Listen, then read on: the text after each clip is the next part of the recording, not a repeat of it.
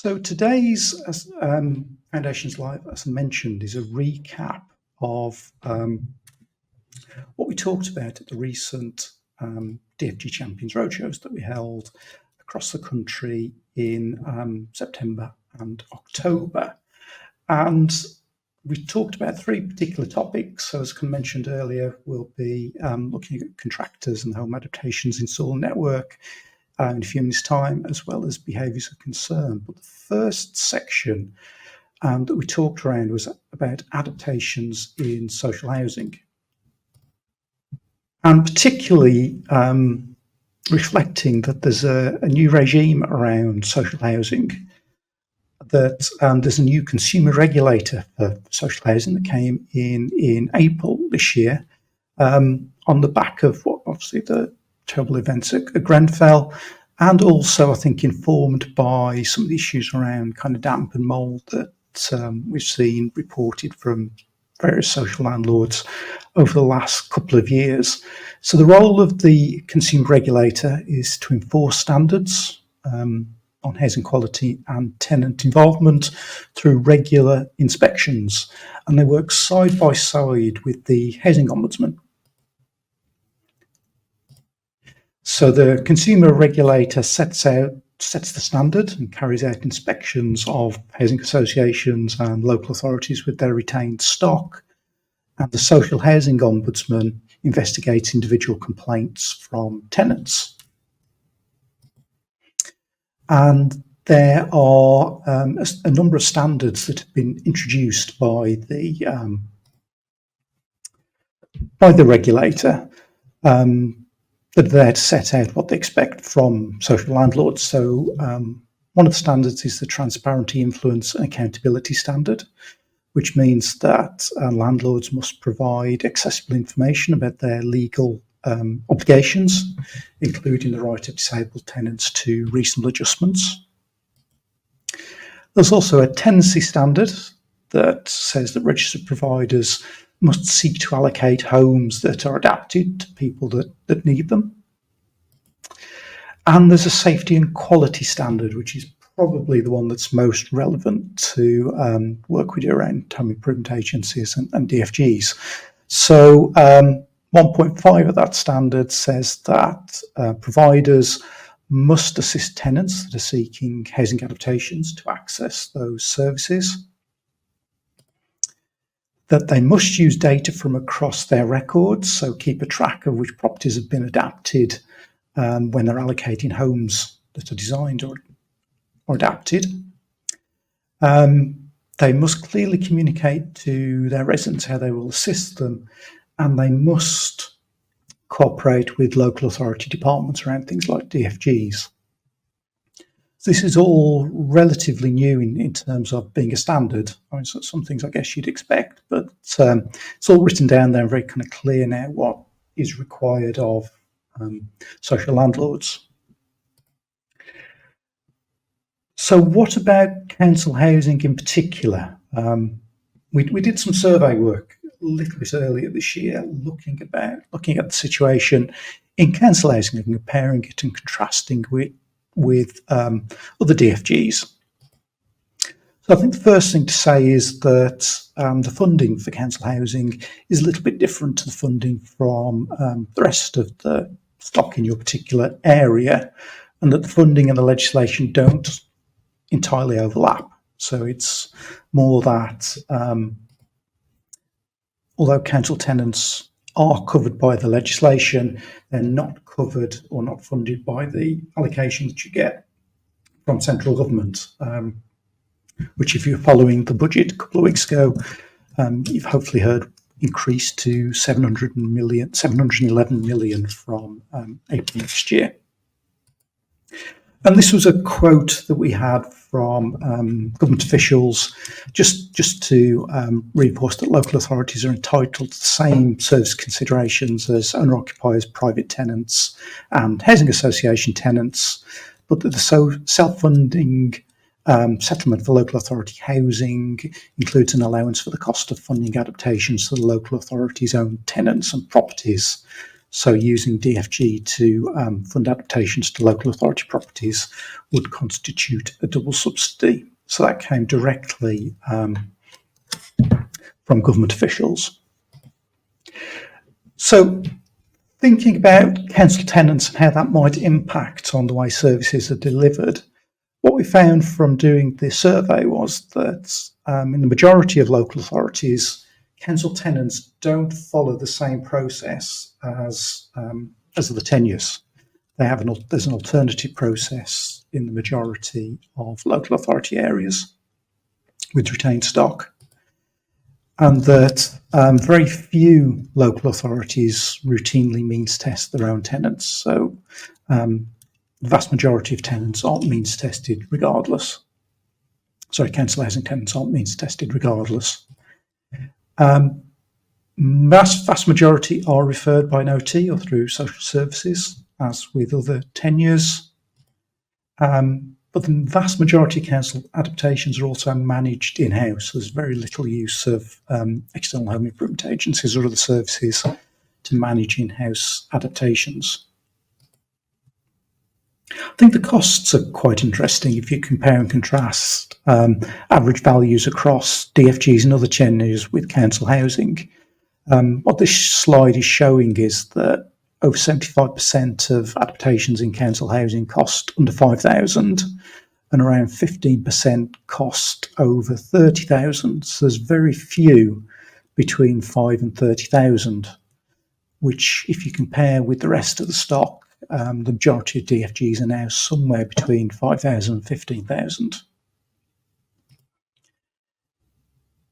If we have a look at ages, there's a smaller proportion of older people accessing adaptations in council housing compared to the rest of the stock, but more children in council housing accessing adaptations. Average times are relatively similar. Certainly stage 4, which is kind of the contractor part, is almost exactly the same. Stage 2, putting the application together or kind of doing the drawings and getting the details together, is a little bit shorter for council housing, which possibly reflects the much greater proportion of less expensive adaptations under 5,000. But kind of putting all this together and looking at where DFGs are done, so the dark green block, either in the pie chart or in the bar chart below, shows that if you look at owner-occupiers, housing associations, private rent and council housing, the most adaptations in terms of the number is being done for council tenants. Because if you look on the lighter grey blocks, that's the smallest part of the housing stock. So I think it's really interesting that if you look across social housing, perhaps compare what's happening in housing association stock as opposed to council stock, is that you're far more likely to get an adaptation if you're a council tenant than if you're a housing association tenant. So what we started to think about was, does this mean that housing association tenants aren't getting the same access to DFGs as council tenants are? And is there another way to work with housing associations? So where social landlords can control the works in their own stock, as councils do, support their own tenants, as councils do, access funding, but where local authorities in terms of DFG role can still comply with mandatory duties and ensure that disabled tenants in their area can live in well-adapted homes. So this is where I think landlord applications come in. It's something that's been in the legislation ever since 1989, but is very rarely used. It has been very rarely used in the past, I think, before we started talking about it, probably a couple of years ago. And I put together this slide just to show probably the slickest way that you could implement landlord applications, what it might look like. That this could vary depending on how things are set up in your area, but this is probably the slickest way that landlord applications could work. So the tenant identifies that they need adaptations to their home. They then request help from their landlord. The landlord, if they have an OT, in-house OT, can assess the situation, and the landlord can design and specify the scheme. The landlord then makes a landlord's application to the local authority for a DFG rather than the tenant making the application. Local authority approves the DFG, notifies the landlord. Landlord arranges and supervises the work. Then can be a joint sign-off, and the local authority can pay the grant directly to the contractor. So I said this could vary depending on how things are set up in your area, but that's probably the slickest way that it could work. And I think some of the benefits of this are that there's one point of contact for a housing association tenant, which would be their landlord. Interesting, means testing doesn't apply. We kind of saw earlier that very few local authorities means test their own tenants. And if the application is made by the housing association as a landlord, then means testing doesn't apply here either.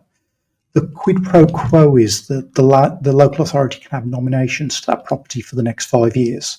So if they know that somebody else is going to need that adapted accessible property, then they can potentially retain nomination rights and ensure that it goes to somebody else who needs it over the next 5 years. If the landlord is controlling the work, it makes things like CDM and asbestos easier. And if you joined us for the last Foundations Live, you hopefully know all about CDM and asbestos. The other thing is that the landlord could pay for a slightly higher standard so that they've got a really nicely designed, accessible property that will be adapted for the long term. Potentially reduce workload if you've kind of struggling with staff to deliver the current flow of adaptations you've already got, and it's already allowed for in the legislation. So you don't have to set a new policy. It's already there and ready to use. So that's an overview of, I think, how you could use landlord applications in a different way to potentially speed up and deliver more adaptations. Certainly in the social housing sector, it could potentially work for private landlords as well. In terms of your question, Stephen, I don't think it's not about circumventing the means test. It's I think it's, as I kind of said, it's a quid pro quo around having a different relationship with your housing association partners and working together to improve the accessibility of the housing stock so that there's more adapted properties that are there well into the future, rather than just doing just a fairly simple adaptation for the current tenant. Aline, in terms of a landlord application, there's no restriction on the type of landlord that can apply. If you're kind of interested in taking this further, we've got a section on the website where we did a report a couple of years ago now, looking at housing associations and how they adapt properties. So there's details of landlord applications there. In fact, there's a landlord application form as well that you can use. But if you're interested in how to develop this in your area, I think it's a really good way of having a conversation, perhaps with some of your landlords. Maybe you've had a slightly more difficult relationship with them in the past.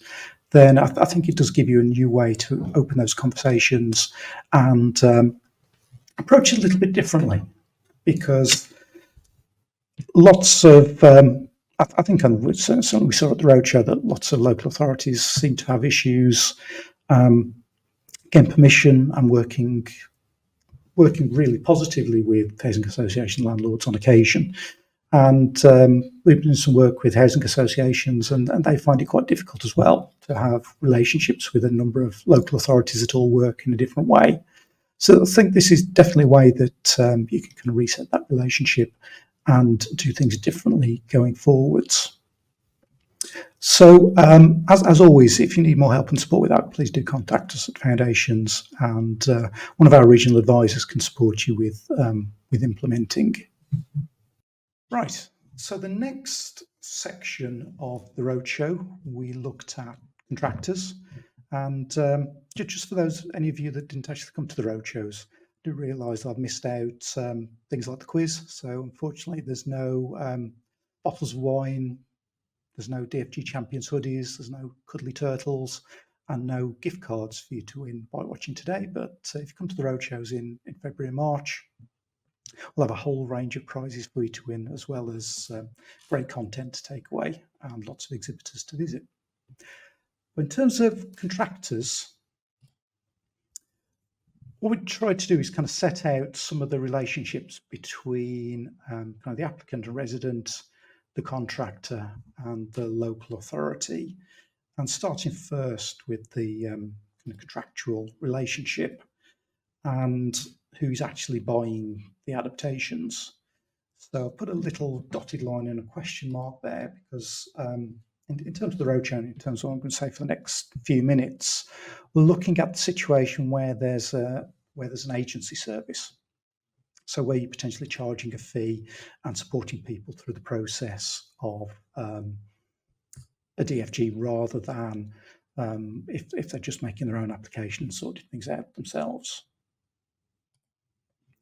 So in this situation, then the local authority is paying the money to the applicant or resident, and the applicant or resident has a contract, holds the works contract with the contractor. So in this situation, it's the applicant or resident in terms of the contract who is the client. And what that means is it's not public sector procurement. So public sector procurement rules do not apply because the contract is between the applicant and the contractor. If you're providing an agency service, you're just getting the estimates on behalf of the applicant. And you still need to demonstrate value for money, but it's not public sector procurement, which I think a lot of procurement colleagues get a little bit confused about. And sometimes people ask me, well, where does it say in the legislation that this is the case? And kind of taking a bake-off analogy, if you've got a recipe for making a cupcake, nowhere does it say in it that you're not making a pork pie. And similarly with the DFG legislation, it sets out how you award a grant to somebody to pay for adaptations. It doesn't set out in any way that it would be the council paying for it. And the other bit about kind of procurement and why it's important to have this approach where it's kind of understood that the applicant is making the purchase is in terms of VAT and zero rating the VAT, because if you're looking to get zero rated VAT, it only applies if the supply is to a disabled person, not to a local authority. So things like shower rooms, ramps, stair lifts, widened doors are only zero rated if it's the person buying it rather than the local authority. And HMRC did send a letter out back, was this last year, around about last year, that said that if a homeowner arranges with a builder to carry out works and grant is paid by the council, then the local authority payment is third-party consideration, which means that the first two parties are the applicant and the contractor, and the payments between them.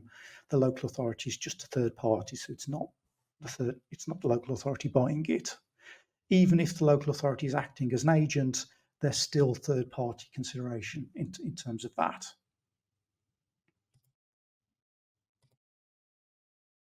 There is a slight pork pie clause in terms of section 57. I'll put most of section 57 on the slide here because I think it is slightly more of a riddle than a clause or a paragraph. But you can, with the agreement of the person, carry out works directly, for which a grant may or may not be payable. But this is very, very rarely used. In kind of 99.9% of cases, then it's the applicant paying for the works directly from the contractor. That being said, there are a number of frameworks that I think your procurement colleagues will be very familiar with. And if you work for a local authority or a housing association, then you're almost certainly already signed up as an organisation or as a kind of corporate body to one or more of these frameworks, which means that you can access them really easily. Again, this is something you could potentially do later this afternoon or even tomorrow if you're not doing this already. But most of these frameworks have particularly have a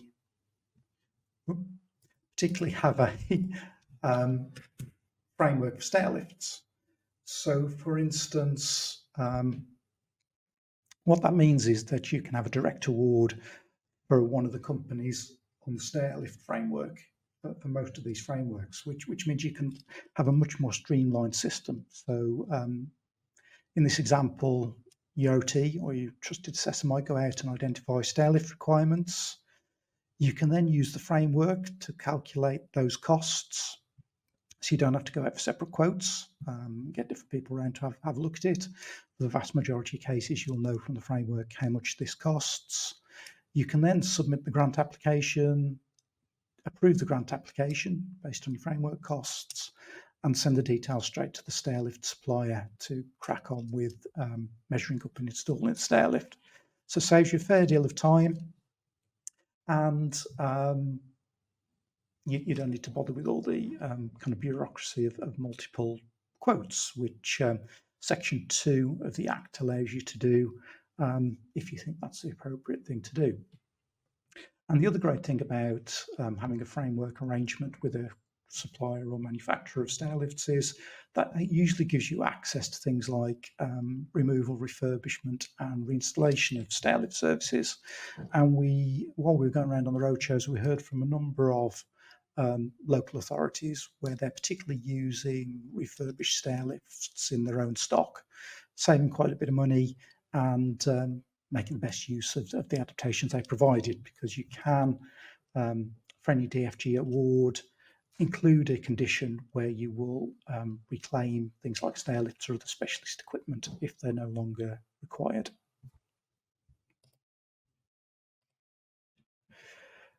So that was what we covered in terms of kind of contracting and procurement. But the other side of this relationship is health and safety. So those of you who joined us last month, you'll be aware of some of this. But in terms of health and safety, the client is the organisation, the person who is in control of the adaptations. So if you're providing an agency service, again, as we heard last month, then you are the client in terms of the CDM regulations rather than the applicant or resident. And that means that you're responsible for doing things like getting the R&D surveys for asbestos and making sure that that's covered as part of your role. So if you're the client, if you're acting as an agent, then there isn't a domestic client. And to be absolutely clear, that there are two, in these situations, there are two clients or two client hats. So the applicant or resident is the client in terms of the contract. And in terms of CDM, then the local authority or the agency is the client. So Leslie was saying, in Croydon, we pay the grant to the contractor directly on behalf of the client. So you're paying it on behalf of the client, you say, Leslie, but you're not buying it. I mean, in theory, if you follow the grant legislation through, you're awarding a grant to the applicant and they're paying the contractor. There's just a clause in the Act that allows you to make the payment directly rather than sending a cheque out to the client to pay to the contractor. So it's definitely not the council buying it, even if you may be making the payment directly. That's just a kind of an administrative thing. You're still not the client in those circumstances. Hope everyone's clear on that. We do have a upcoming new masterclass on contracts and contracting. I think it's in early December. So if you're interested in going into a bit more detail on this, I'll be setting that out as part of our new contracts and contractor masterclass. And if you want to know more about CDM regs, asbestos and Legionella, you can either go back and watch the Foundations Live from last month, or we do have these short e-training modules, £20 each, and particularly the asbestos one, because if you're a technical officer, then you need to have asbestos awareness training each and every year as a refresher. So if you need that, that's available on the Foundation's website now for bargain £20. So just before we move on to the home adaptations installer network, some top tips for working with contractors. And again, this is part of the masterclass I mentioned. So a lot of local authorities are doing this, and a lot of contractors. Pre-start meetings, make sure that the contractor and client meet before the work starts, have a set agenda, make sure that everything's agreed, make sure they've got each other's telephone numbers. Great, good idea if you can have a code of conduct, which again we'll come on to in a few seconds, but it really does prevent problems further down the line. If you can make sure that things are going to go right in the first place, it can save you a lot of time sorting out things if they go wrong later. Next one is having a formal contract, ensuring that formal contract is in place. Sets out the responsibilities, how long it's going to take, how much it's going to cost, who's responsible for what. And again, on the Foundation's website, there is a standard HIA contract that sets out roles and responsibilities in the kind of relationship. I set them out a few minutes ago. So that's free to use as well, free to download from the website.